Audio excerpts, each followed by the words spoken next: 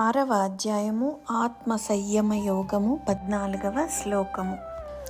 ప్రశాంతాత్మా విగతభీర్బ్రహ్మచార్యువ్రతే స్థితః మనస్సంయమ్యమచ్చిత్తో యుక్త ఆసీత మత్పరః.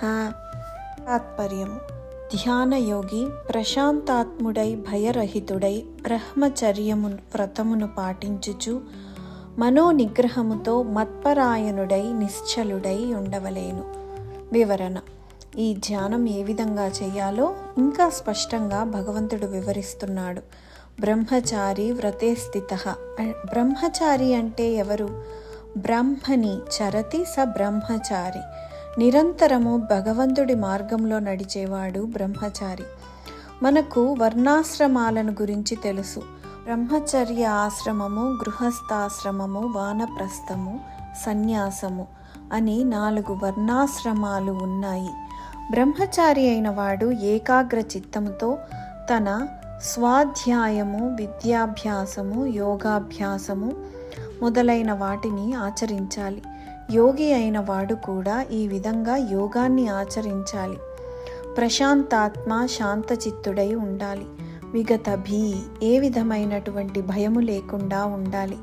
మనసులో భయం ఉన్నప్పుడు ధ్యానం కుదరదు. భయాలు ఎన్నో రకాలుగా ఉంటాయి. వాటిని వైరాగ్య శతకంలో వివరించారు. భోగములను అనుభవిస్తున్నప్పుడు రోగ భయం ఉంటుంది. ధనం ఎక్కువగా ఉన్నవారికి రాజు పన్నులు విధిస్తాడని భయం ఉంటుంది. పరువు ప్రతిష్టలు ఉన్నవారికి అవి ఎక్కడ పోతాయో అన్న భయం ఉంటుంది. బలం ఉన్నవారికి శత్రువుల భయం. శాస్త్రాలను అభ్యసించిన వారికి వాదం భయం. మంచివారికి దుర్మార్గుల యొక్క భయం. అందంగా ఉన్నవారికి వృద్ధాప్యం వస్తుందేమోనన్న భయం.